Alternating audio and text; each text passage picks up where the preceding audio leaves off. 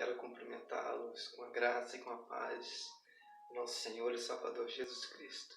Uma satisfação imensa poder estar com você nesse tempo, podendo compartilhar da palavra de Deus. Quero agradecer ao Senhor, nosso Deus. É um motivo de satisfação. Deus abençoe a vida de todos vocês grandemente. Eu quero te convidar para estarmos abrindo a palavra de Deus em Colossenses. Colossenses capítulo 3, os versos 12 e 13. Diz assim as Escrituras Sagradas: Portanto, como eleitos de Deus, santos, amados, revistam-se de profunda compaixão, de bondade, de humildade, de mansidão, de paciência. Suportem-se uns aos outros, perdoem-se mutuamente, caso alguém tenha motivo de queixa contra outra pessoa. Assim como o Senhor perdoou vocês, perdoem também uns aos outros. Vamos orar. Senhor, nosso Deus e nosso Pai, muito obrigado pela leitura da Tua Palavra. Continue falando no nosso coração, Deus. Nós te pedimos em nome de Jesus. Amém.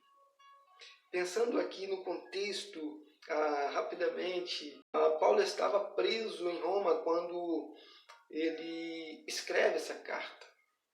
Nunca havia visitado a cidade de Colossos quando ele escreve àqueles irmãos. Evangelizou a cidade de Éfeso em sua segunda viagem missionária e um homem chamado Epáfras se converteu a Cristo através do seu trabalho evangelístico ali naquela cidade de Éfeso. Epáfras então começou a evangelizar nas cidades vizinhas, aquela região circunvizinha de Colosso. Se tornou fundador da igreja ali naquela região, aos Colossenses. Passado-se algum tempo, parece que aquela igreja começou a perder a sua identidade. As circunstâncias do momento estavam minando a fé daqueles irmãos. Eles estavam com a sua fé enfraquecida. Paulo chega a dizer no capítulo 2, versículo 9, que Cristo ele tem a plenitude divina. Olha o que diz: porque nele habita corporalmente toda a plenitude da divindade. Então Paulo tenta trazer, encorajar aqueles irmãos para olhar para Cristo como Deus, como Senhor, como aquele que supre, como aquele que providencia, como aquele que não deve ser deixado de lado em momento algum, mesmo em tempo de calamidade, mesmo em tempo de dificuldade, mesmo em tempo aparentemente sem solução. A palavra que eu tenho para ministrar ao seu coração é que Deus está no controle de todas as coisas. Deus está no controle da sua vida, Deus está no controle da sua família, e você precisa permanecer firme, olhando para Cristo, olhando para o autor e consumador da nossa fé.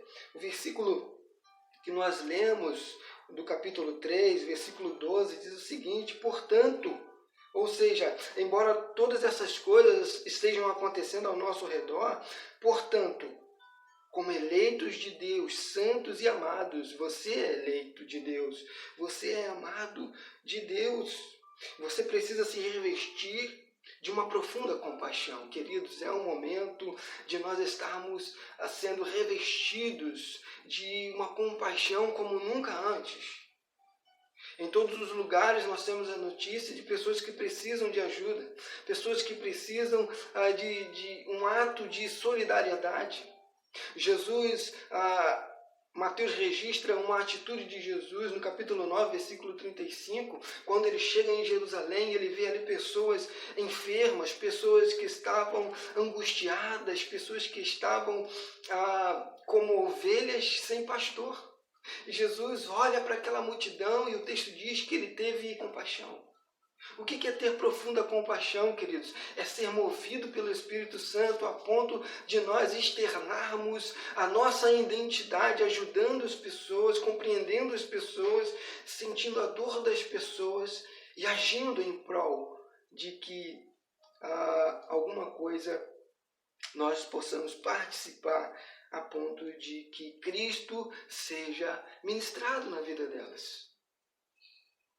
O texto continua dizendo, queridos, que esse revestimento deveria ser de profunda compaixão, e não somente isso, mas também de bondade e de humildade, no sentido de que você, em modo algum, vai se distanciar de Deus, você vai manter a sua fé autêntica no Senhor, independente de qualquer circunstância, agindo, não que nós sejamos salvos pelas obras, mas as obras testificam os salvos, as obras nos acompanham. Nós não conseguimos, uma vez salvos, uma vez sendo impactados pelo Espírito Santo, regenerados, ficarmos de braços cruzados, sem contribuir para que alguém seja alcançado com uma atitude de bondade, com uma atitude de compaixão. Nós precisamos dar continuidade àquilo que Cristo começou.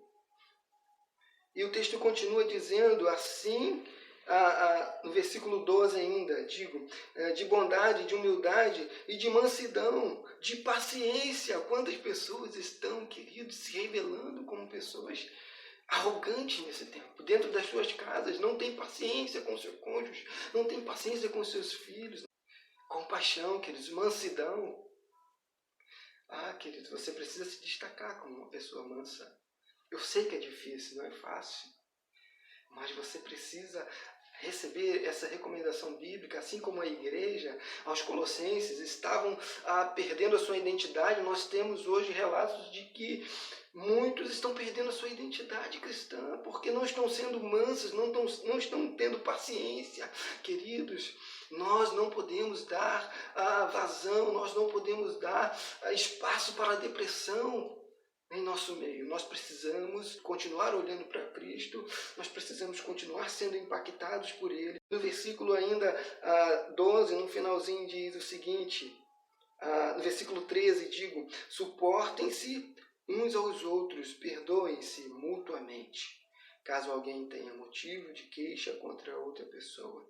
Assim como o Senhor perdoou vocês, perdoem também uns aos outros. Esta é uma tarefa contínua. Como Pedro perguntou para Jesus, quantas vezes eu devo perdoar? Ele disse ali, numa figura de linguagem, 70 vezes 7, você precisa perdoar. Eu preciso exercer essa função de perdão. Eu preciso perdoar as pessoas. Eu preciso reconhecer quando eu ofendo alguém, quando eu magoo o coração de alguém, que eu tenho que ir até essa pessoa e pedir perdão, querido. Deus abençoe sua vida, querido, querida. E que essa palavra fale profundamente ao seu coração. Eu vou manter meus olhos firmes no Senhor. Circunstâncias não alteram as promessas do Senhor. Tudo contribui para o meu bem. Céus e terra vão passar, mas o meu Deus não falhará.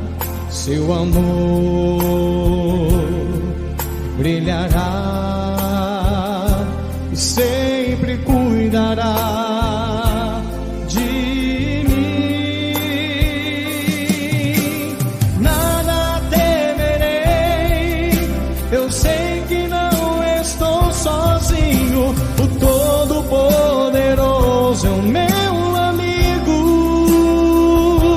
Sua voz acalma o mar, faz milagre acontecer.